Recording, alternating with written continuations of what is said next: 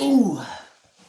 Well, hey everyone, and welcome to the first official episode of Kaswell's Corner. This is the premiere, and the main reason I wanted to do this, just go ahead and dive right in, is that it's more of a raw, unedited kind of deal, and the main focus for this is going to be on you, the community. I wanted to get down to the nitty gritty, see what kind of procedures y'all are doing that I can't really do at the moment, whether that's just financially or even just it doesn't need to be done. Like, what do I need to do replacing an axle right now? I don't need to do that. I can stay on there. It's not broke. but uh, but anyway, so the purpose of this is I bring y'all on. We go through different procedures. We just talk about things, and just relate to one another and relate to you, the community. Try to get more personal and form that communicational bond, I guess you could say. But today, for the premiere episode, I have with me Nathaniel Bailey, and he is from Pennsylvania. Uh, Nathan, how you doing, man? Welcome to the show. Good. How are you? Good, I'm doing pretty good, man. So you're from Pennsylvania, is that correct? That is correct. You got the state. Awesome. Now, what city are you from in Pennsylvania? Harrisburg-ish. What is that again? Harrisburg. The capital. Harrisburg. Oh, capital. Okay. Well, I'm sure we got a few viewers that might be from there too. Hey, hey. What's it like up there? It's small. Nobody knows about the city because Pittsburgh and Philadelphia overshadow it. Yeah, I could see that. Philadelphia and Pittsburgh. I mean, those are two of your big names cities and whatnot. I mean, I've never even heard of that town. What's the weather like this type of year? Cold. It's just north of Gettysburg. The leaves have just fallen off the trees Oh for the man. most part. Yeah, down here in Texas, all our trees, they're still green. I mean, we're losing some, but no, it's still green.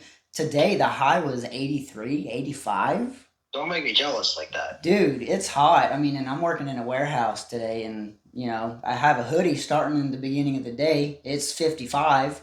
And then I got the by. misfortune of having convertibles up north. Come on now.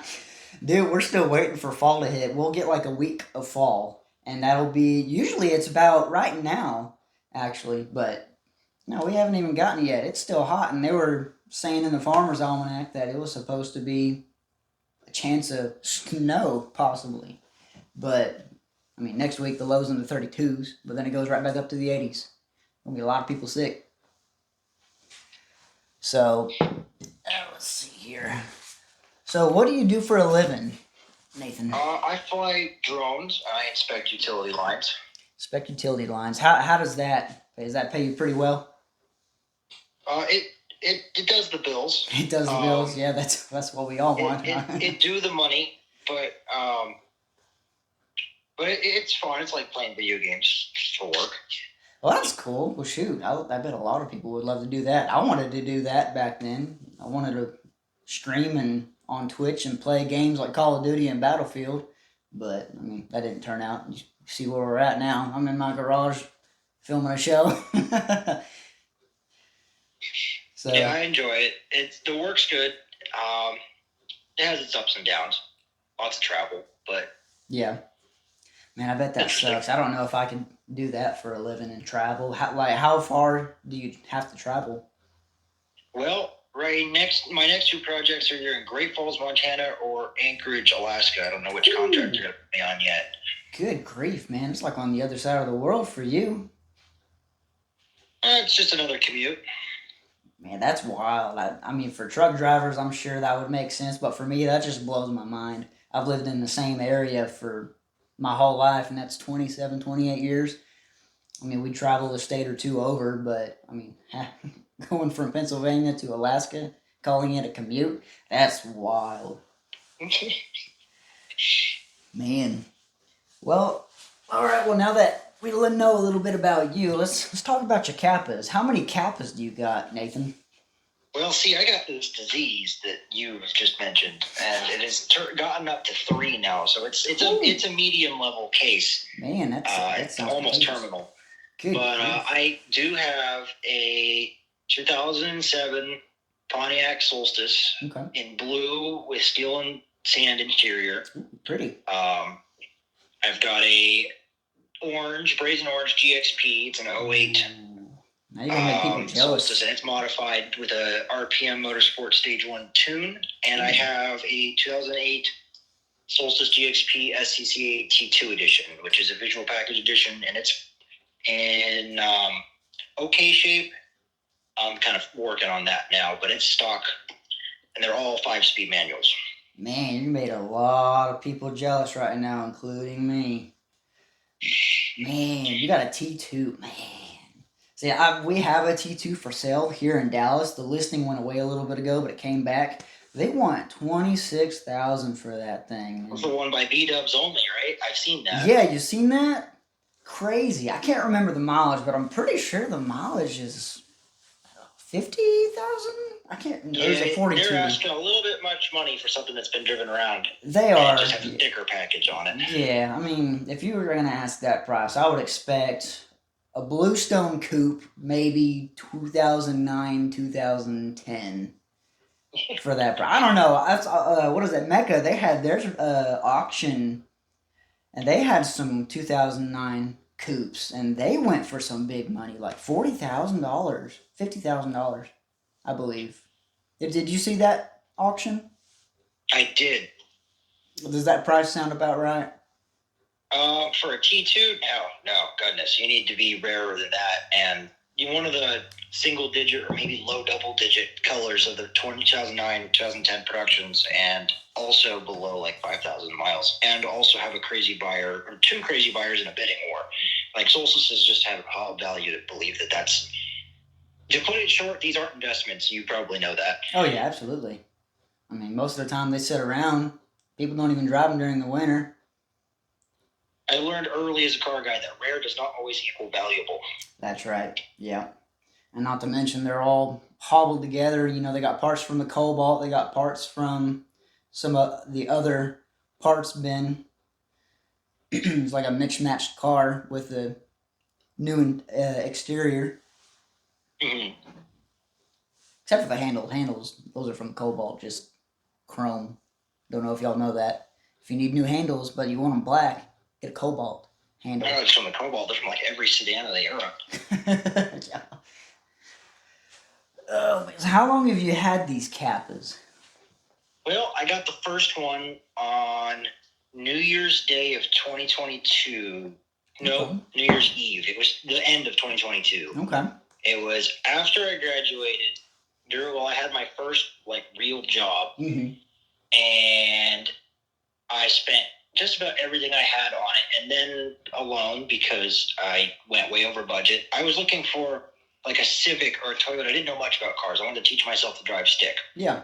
And I bought the Orange Solstice because I saw one. I was scrolling. I just put $5,000 manual in Auto Trader with no other filters, and I saw a Solstice and was like, "Oh, there's sports cars in this range," which was a huge mistake in retrospect, but I don't regret it. And I found that one for way more than that out of a dealership in Jacksonville. Okay. And I bought it with the intent of learning manual, doing whatever, and then when I left Florida or moved out or got another job, I could sell it. Well, I bought it. 2 weeks later, I got laid off, and I drove it to my parents' place, and where it promptly broke down.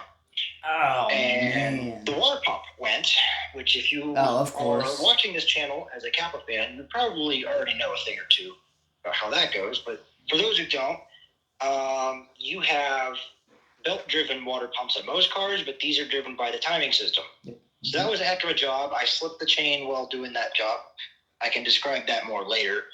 But that resulted in me doing the timing chain twice because the first new pump was bad. So I had a heck of experience fixing the car myself. I learned everything I know about engines in the car. It's a labor of love and pain, and I'm now like trauma bonded to the car, and that one will never be sold. The orange one is my baby. I took it to a Nationals in the SAM, and I met the community there. A lot of people who helped me on the online Solstice forum go to those Nationals, and it was I didn't just learn about a great car. I learned about even greater community around cars. The car community of the Solstice is a group of great people for the most part. It really is. It really is. I mean, and if y'all have ever been on the forums, y'all know there's a lot of great people on there. Very unique individuals that that you know by name as far as their handles go. I mean, some even know personal names. But I mean, really great community. And if y'all don't know what those forums are, it's literally just solsticeforum.com, I believe. Is that right? Yeah, I believe that's correct. Yeah, and then for the Saturn Sky, it's skyroadster.com. That's literally all it is. Sky Roadster. I've got an account on both. There's a lot of overlap, but same community, really. Yeah, I'm on there too. I mean, granted, I don't what may like something every now and then, but I can't remember the last time I talked on there. But it's a huge, great community. Sky community, as far as the forum goes, not very active. Everyone's mainly on the Solstice, but I mean, they're the same car, you know. So if you're on one forum, it'll help both of them. Yep. But let's see here. Yeah, if y'all also didn't know, our timing system is driven by a chain, not a rubber belt, which was smart, but I mean, they still stretch. Lasts about 100,000 miles. And I actually think you're working on your water pump right now for your other Kappas, aren't you? Or one of your other ones? For the T2, yeah. This car was, I don't want to say rescued because that's kind of rude to the prior owner, but it wasn't in the best of shape. Mm-hmm. So I got it, it's at 88,000 miles, and it's not perfect. Yeah. And so I bought it to kind of sort with it. I've been doing work on some minor issues. I finally got it running to go take it to a car show a few months ago, where it immediately decided it wanted none of that, and went ahead and emptied out some coolant and told me the water pump was in need of being done. So round 3 for me on that, because I did it twice in the other one. Good grief, man. What is that? I think I remember you saying something a long time ago about how many times you've done something. It's like the first time is learning, second time is going over it, but the third time you start doing it for other people. Something like that. I don't know if I said that or not. It's possible. I'm pretty sure you said that. We do have a Discord server for you younger folk. If y'all would like to join that, I'll send y'all an invite, or I'll have it in the description. But we do talk on there as well if y'all would like another avenue. But I believe that's where he said that. I'm going to have to look that up now, see if it's still on there. I believe you can use Control K to search a server, but I'm not certain on that. Don't quote me. I'm going to quote you. Don't worry. Yeah, you already did, actually. I'll pin it in the server. All right, and are you selling one of your Kappas right now? Is that right? That's true. I just listed it on Facebook because none of my friends would bite the bug or get bit by the bug. So the blue 07 is up for sale, as it no longer fits in my life. It's a good car. There's nothing wrong with it. I just have 2 better Kappas. So I got you. Well, if this is still up for sale later on by the time I post this video, how much are you selling it for those who might be interested? I've got it listed for 9. 9,000? How many miles does it have? 51. Don't quote me. I want to quote 51,000. I think it's 51,000. 51,000. Okay. Is it a base or is it a GXP? It is the only naturally aspirated model that I have. Okay, that price makes a little more sense then. I thought at first it was a GXP when I saw it, and I'm like, that's really low for a GXP, but that makes more sense for a NA. Well, I've also learned that condition has far more to do with value than the turbo. The turbo might add $1,000 of value on 2 otherwise equal cars. Yeah. It doesn't seem to do much for it because you can get all of the other options without the turbo, except tan interior. You can't get tan interior with a turbo unless it's the Sky. You can do that with the Sky. You cannot do that with the Solstice. Really? I did not know that. Which is, yeah, it bugs me. It's partly why I wanted the T2 is it's got white seats. I don't like black interiors. They drive me nuts. Yeah. So that's why I have a tan interior base. But the more you know. I didn't even know that. And now y'all know. All right, so let's get down to the nitty-gritty on why we're all here. We're here about procedures. Now, the procedure that Nathan is going to be walking us through today, or at least describing what he did, is he did a little repair on his convertible top. Now, I'll let you go a little more into it, but we're basically going to learn about how to sew our top together. But I'm pretty sure there's some constrictions on how you do that. Is that right, Nate? I mean, it's not too scientific. I don't know if I would call it procedure. I've never been one to follow a procedure in any way that doesn't result in disaster. But you use what's called a sewing awl. AWL, I believe is how you spell it. A sewing awl. I couldn't find one online at first because I couldn't spell it because I'm not that smart. But I'm trying to find it now in the dark because my power's out.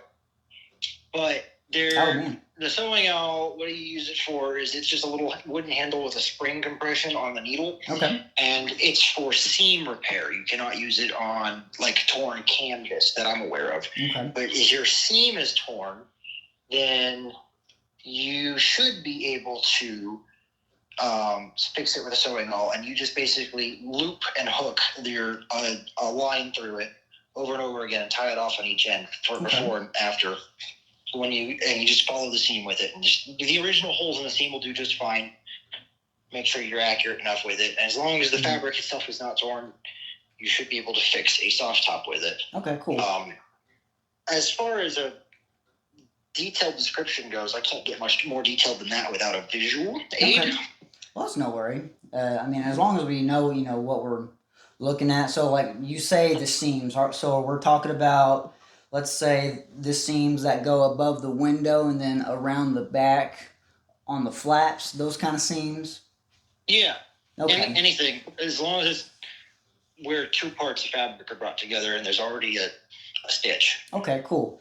Now, is this going to work? Because a lot of the stitching for the top is obviously it's very thin string.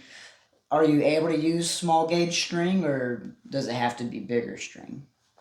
I used the string that came with the sewing awl. Mm-hmm. I don't know much about the size of strings, and it is noticeably thicker than the string that's in the factory top, but not like obscenely different. It's just a little thicker. Okay.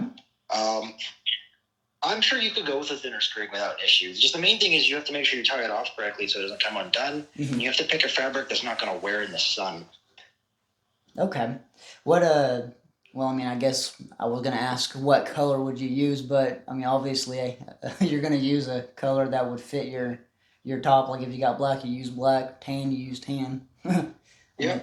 Unless you use what came with it, which I don't know what color that was. Well, it was tan, luckily. Otherwise, I was thinking about buying a color, but it was almost perfectly color matched just by luck, and I was like, all right, that works. Man, that's awesome. I'm sure a trip to Joanne can get you the right color. Yeah, or what is it, Michael's? Well, I don't know. I don't know if some people have Michael's. You have Michael's? Anywhere that they sell fabric. I don't know that they would have the fabric, actually, now that I think about it, that you would need to, unless you're willing to do it like every year, but you shouldn't have to do that. Okay. I don't know what you would do to search for like automotive fabric. Is there automotive fabric, or does most things do in the weather? It's a good question. I actually don't know the answer to. Well, I mean, I would assume there's specific types of fabric or string, because, you got yarn, right? You don't really use yarn to fix your convertible top, and a lot of materials are either waterproof, they're UV resistant, so I would assume you'd have to get a very special type of thread unless, it came with it. Something that's not going to wear down easily after a quick pour in the rain. I mean, granted, most of y'all keep your Kappas inside because you're scared of water or snow. It's fine. A sewing awl was originally designed for leather work, I believe. I'm not certain of that, but that's what it seems from the instructions and what I was reading when I was doing the process. And so the thread that comes with it is, I don't want to say heavy duty because it's not like it's rope, but it's not. It's not like it's gonna go in your cat's blanket, right? Like it's fairly thick. Fairly thick. Yeah, that would sound about right if it's meant for leather work and it's got thick string. That would sound about right then. Yeah, I found it. There it is. Goodness, that's hard to do in the dark. Got it? Cool. Well, I'll be sure to put that in the description, or if we even find a different type of sewing deal, we'll put that in the description as well. So I'm that going to you go can over to my light and match kind your of top skim better. the box and instructions here to see if there's anything useful I can share that's beyond my ramblings of a nut job. It's all right. I mean, we're all nutty in some type of way, right? I know y'all are. You can't prove me otherwise. I've seen the comments. I've replied to them. And y'all own one of these cars or want one, so yeah. Let's see here. And I think that was about all we had for today. That was all my questions. Was there anything else you wanted to talk about after you found what you're looking for? Well, if you'd like to talk about the water pump job, I have a lot of it fresh on my mind right now, even though it's not done. Okay, yeah, absolutely. I mean, I won't be able to show the footage like I will with the sewing all. It'll be on that side, like you already saw. But that's fine. And you already have. I should have some footage on my channel that you can clip. Okay. But yeah, I'm also going to make more, and I know you plan to do more with that too. But I can at least describe that. Okay, yeah. Well, let's go into that a little bit. Someone might, need a little bit of help. Maybe they're working on the water pump and they just don't really know how to do this one certain part. You never know. Some people just need help with one thing. Do you want me to go with an audio description right away, or do you want to ask questions about it to start? Let's ask some questions about it. Like, what all do you need to do to get to the water pump? I know they have a tool, but I'm sure it's more than just opening up a panel that's in front of the engine and taking out the water pump. That's exactly it. No, I'm kidding. If only. So, what you're going to start with is the windshield wipers. They're going to come off, which is a bear in itself because they're usually seized after 18 years of not coming off unless you've done something else with your cowl. You're going to take the plastic cowl off, which has push pins and fasteners holding it. And there's 2 push pins underneath the doors. You have to open the door and take them out. Otherwise, you'll rip the cowl taking it out. Yeah, I think I know what you're talking about. Those will be go along the trim of your windowsill, and they'll be right on the bottom of it. You can't miss it. After that, you're going to take your entire intake system out. So intake, air box, air filter box, that thing. You're going to take the tubes that go from it to the turbo off. I'm not going to, just a pause here. I'm not going to use proper terminology. I'm not a mechanic. I'm just an idiot with a wrench. Me too. I just have a manual. You'll unplug everything. One thing that's sensitive is there is a nipple on just behind the MAF sensor. Yes, that's plastic and very brittle. And when you unplug it, it's very easy to break that. Now, if you break that, there are upgrade parts, but that's, try not to break it. For those who don't know, that's the PVC or PCV port on the... and it goes into the valve cover. Now what he's describing here, it sounds like he's doing it on the 2.0 with the turbo. So if you have the GXP or the red line, is this what you're referencing? Oh. Yeah, I just realized you wouldn't have that on a naturally aspirated vehicle. No, you would not. But it'll give people an idea. But there are some steps that you can skip, like the charge pipes, the PCV and all that. Your charge pipes are going to stay on. Well, let me slow down. Your charge pipes will probably stay on unless you feel like doing extra disassembly for more access. I've done this without removing any body panels. I've only removed the front right wheel well. Okay. I guess that's a body panel, but barely. And some other internal parts which I can get to the cowl. So that's it. But I've also seen people take the entire front end of the car off, radiator and all, to get to this. So it depends on how much room you want to work and what kind of tools you have and space you have. Yeah. One thing I will note is that the job is always hard, no matter how you cut this cake. But if you have a turbo, it's a lot harder. Oh, well, that's wonderful. That gives me hope whenever I got to do it to my cars. I don't have an NA. They're both turbos. Wonderful. Yeah, no, the NA gives you a lot more space on the passenger side of the engine where it's at. But to get back to the process of what to take apart, you're going to then, once you have the cowl off and intake off, you'll have access to the rear and left side of the engine. And I'll describe the system so you understand what I'm getting to. Okay. Underneath the exhaust, there is, to the rear, a thermostat housing, and it's got two tubes coming up to the heater core, and it's got a third tube that goes out and around the back of the motor, and it's got a fourth tube that goes under the exhaust to the water pump.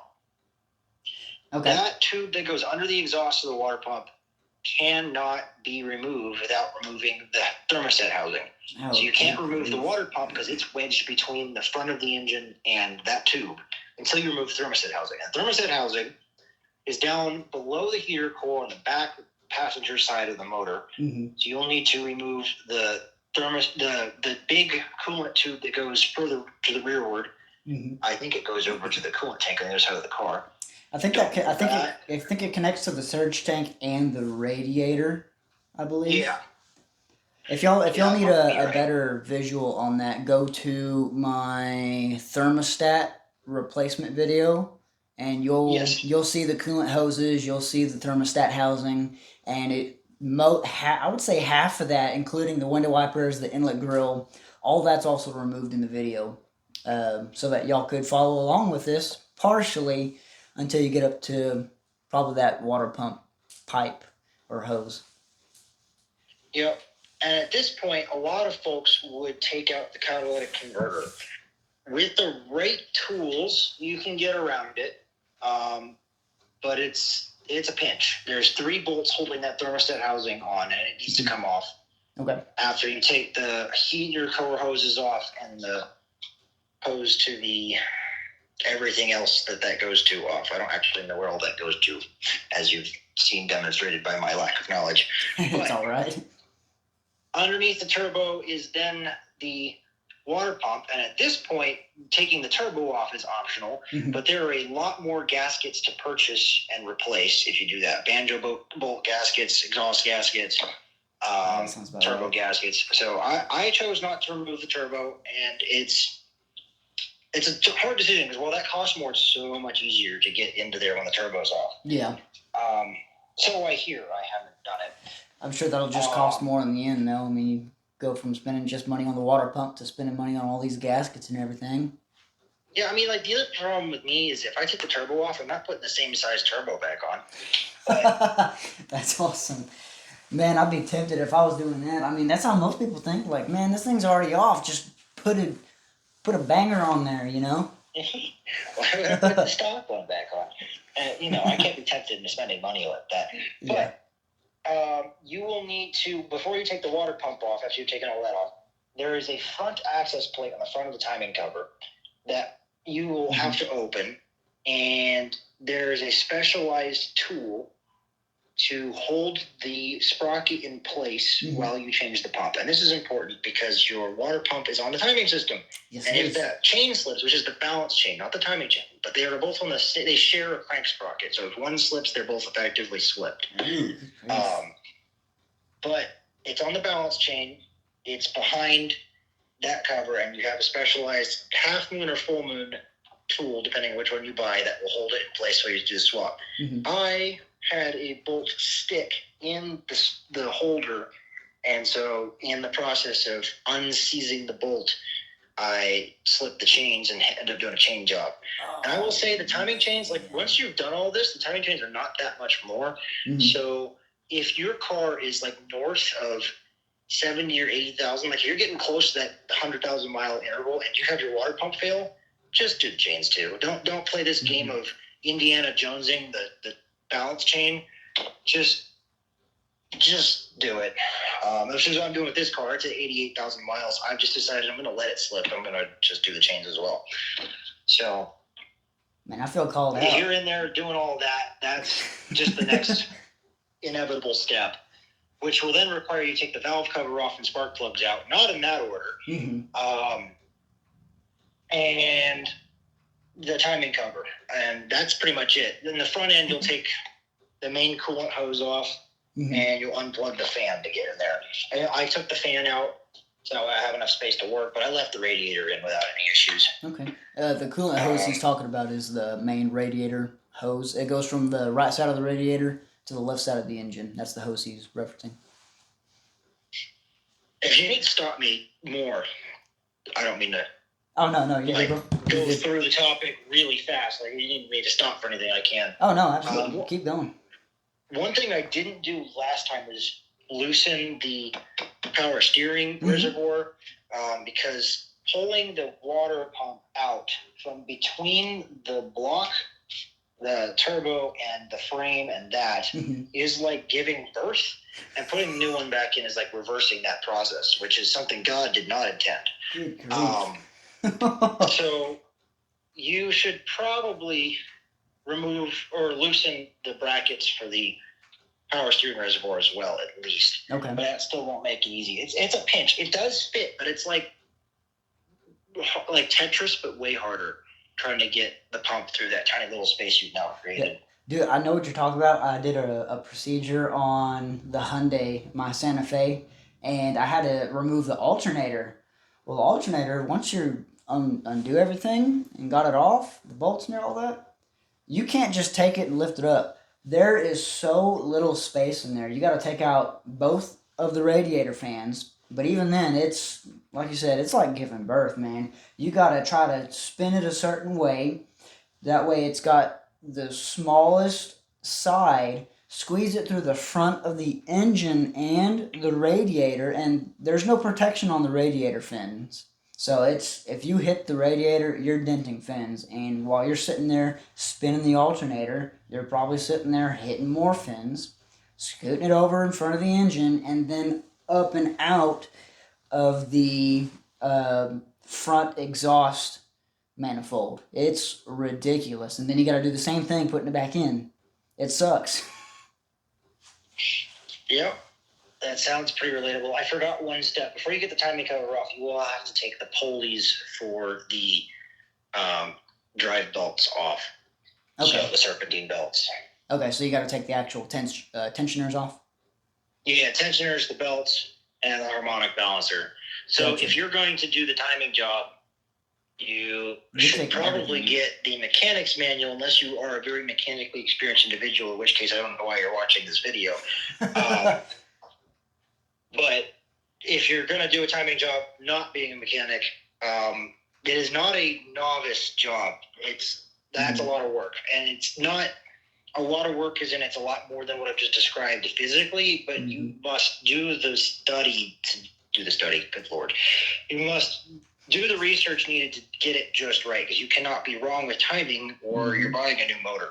Yeah, pretty much. If y'all do need that instructions, I did have a gentleman ask me that a long time ago, and I do have the pages for that on my Google Drive. Go to my About links, go to my Google Drive, go to Vehicle Procedures. It's not the YouTube Procedures, but the one above that, I believe.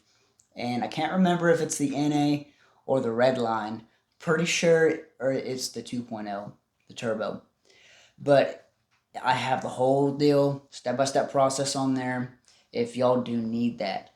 So if I may interject, the engines have the same front architecture, and they shouldn't be any different.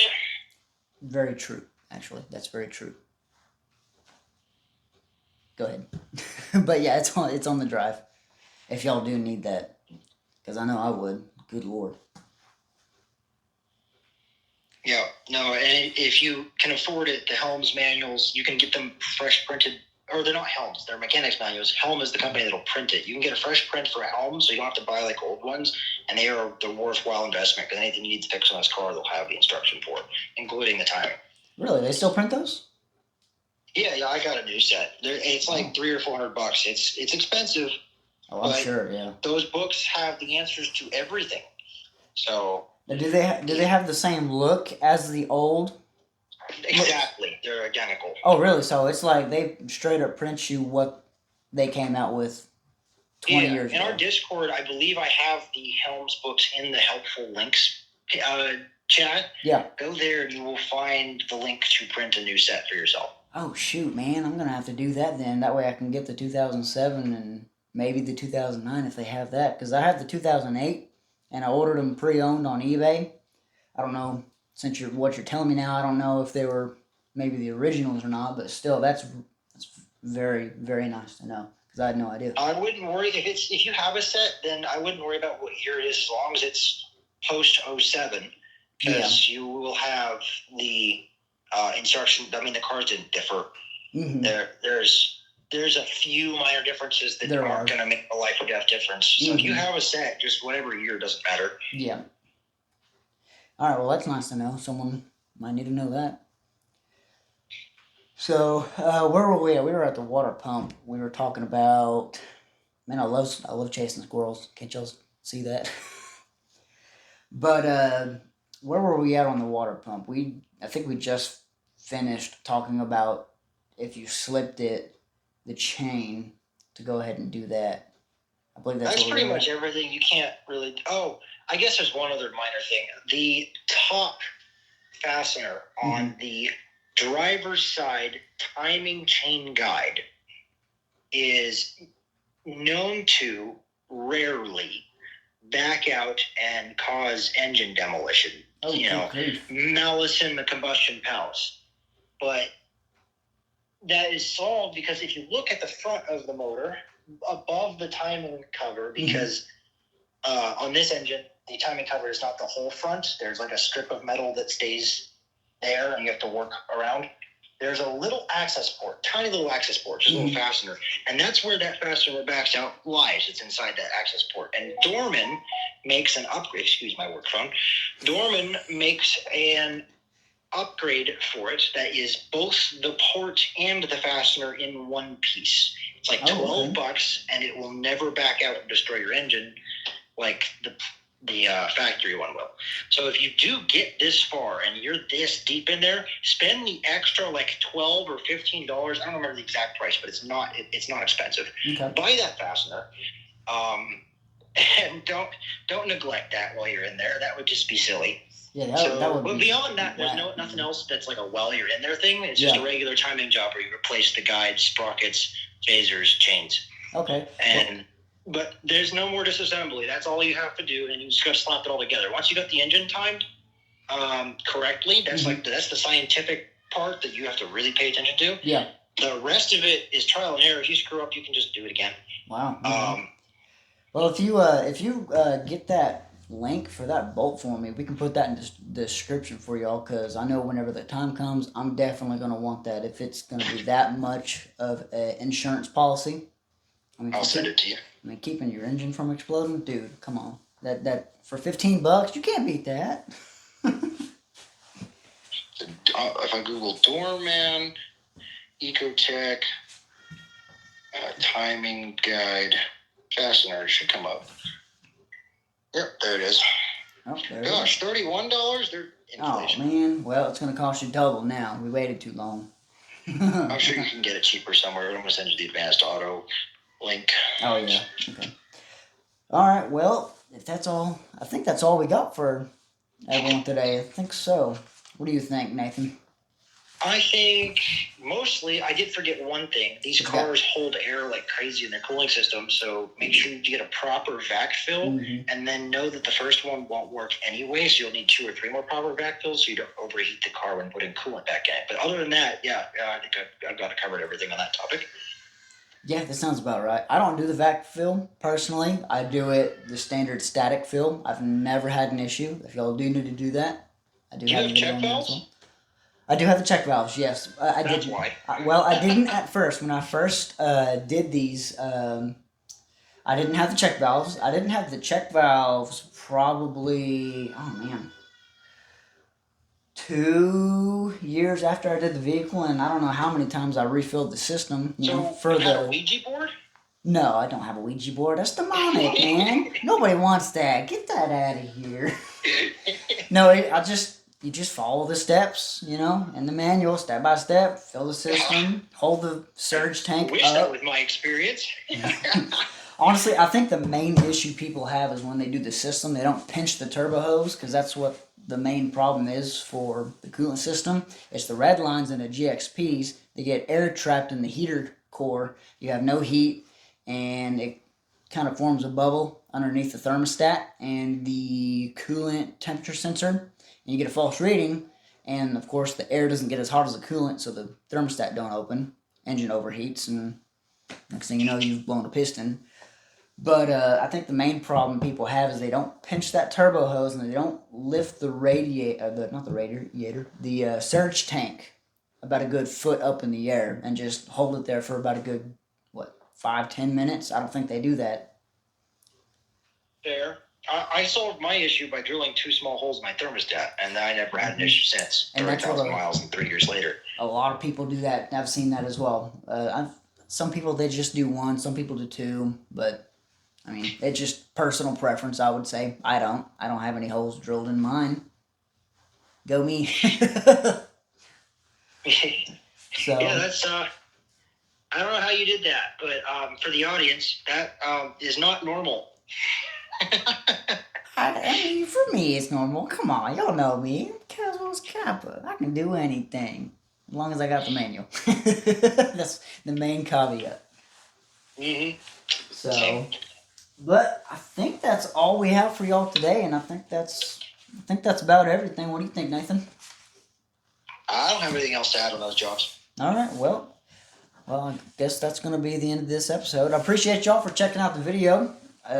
If I can find a way to put this on some kind of podcast or audio only so that y'all can listen to it while y'all work or whatever, so y'all can enjoy it that way as well, instead of going to YouTube and using all your data, we'll try to figure that out. But thank y'all so much for stepping by. Nathan, it was a blast having you on this episode. I mean, how long did this go for? About almost an hour, I think. Yeah, that's about right. Good grief. Thanks for inviting me. Yeah, absolutely. Thanks for coming on the show, and thanks for accepting it. I'll be sure to contact you next time about the water pump, and we'll have another episode on that one. Sounds good. All right. Well, thanks for coming once again. Nathan, thank you, and we will see y'all next time. Until then.